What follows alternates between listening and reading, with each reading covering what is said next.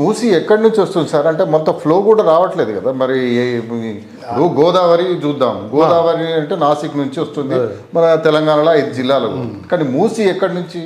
మూసి యాక్చువల్గా దీని ఆరిజిన్ శంకరపల్లి. శంకరపల్లి వెనకటి ఏంటంటే ఈ రంగారెడ్డి జిల్లా ఏరియాలో అంతా కూడా గుట్టలు ఇవి ఉంటుండే కాబట్టి అప్పుడు వర్షాపాతం కూడా కంటిన్యూస్గా ఉండేది.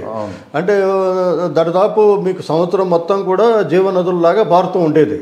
ఇప్పుడు ఈ మూసి ఇప్పుడు ఇదివరకు మనకి ఈ మన ఆలేరు అని ఉండే, ఆలేరు దగ్గర వాగు మేము చదువుకునేటప్పుడు కంటిన్యూస్గా వాటర్ వచ్చేది.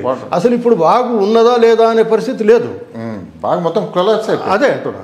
అంటే ఎందుకు కొలాప్స్ అయిందంటే 2 కారణాలు. ఒకటి సరైన వర్షాపాతం లేకపోవడం, రెండవది ఏంటంటే ఇదివరకు ఇరిగేషన్ తక్కువగా ఉంటుంటే ఇప్పుడు ఇరిగేషన్ పెరిగింది. అదే డ్రై ఇరిగేషన్ కానీ వెట్ ఇరిగేషన్ కానీ. ఇరిగేషన్ పెరుగుతూ ఉన్నప్పుడు ఏమవుతుంది, నీ క్యాచ్మెంట్ ఏరియా తగ్గుతుంది. క్యాచ్మెంట్ ఏరియా తగ్గుతుంది కాబట్టి ఇటువంటి దృష్టాంతాలు మనకు జరుగుతుంది. ఇప్పుడు రంగారెడ్డి జిల్లా కూడా వెనకటి రోజుల్లో ఉండే పరిస్థితులు లేదు ఇక్కడ.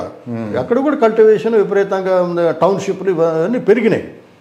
పెరగడం వల్ల ఏమవుతుంది, నీకు ఈ వర్షాపాతం తగ్గడం వల్ల నీకు ఈ నదులలో నీళ్లు తగ్గిపోయినాయి. ఈ మూసి కూడా డ్రైనేజీ. ఇప్పుడు నువ్వు పొల్యూషన్ తగ్గించకుండా డ్రైనేజీని పొల్యూటెంట్ ప్లాంట్స్ పెట్టకుండా నువ్వు మూసిని ఎట్లా బాగు చేస్తావు? కేవలం దీని వెనక కేవలం ఈ కాంట్రాక్టు దాని వెనక సంపాదించుకోవాలని ఆలోచన తప్ప ఇంకోటి అయితే కాదు. అంటే కేసీఆర్ కూడా దీన్ని హుస్సేన్ సాగర్ను కూడా ఇన్ని రోజులు గడుస్తున్నది తెలంగాణ వచ్చి హుస్సేన్ సాగర్ కాక చూసినట్లయితే మురికి నీళ్ళు వస్తున్నాయి. మురికి నీళ్ళు ఇప్పుడు నువ్వు హుస్సేన్ సాగర్లో మురికి నీళ్ళని అడ్డుకునే పరిస్థితి లేదు. ఇప్పుడు వాటర్ ఈ ట్రీట్మెంట్ ప్లాంట్ పెట్టొచ్చు. ట్రీట్మెంట్ ప్లాంట్స్ కూడా ఎక్కడ నీకు సక్సెస్ కావట్లేదు కదా. కేసీఆర్ ప్రకటన లాగానే ఇది మూసీ నది. ఈవెన్ ఆయన కూడా మూసీ రివర్ ఫ్రంట్ కార్పొరేషన్ పెట్టాడు.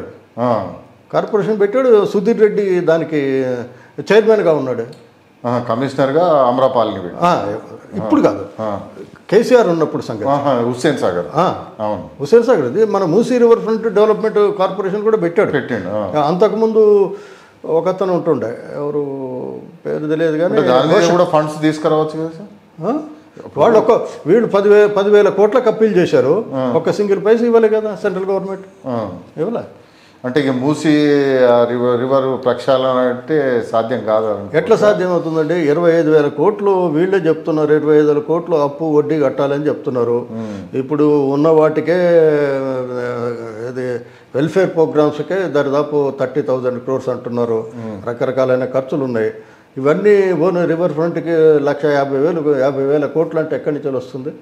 వచ్చే అవకాశమే లేదు.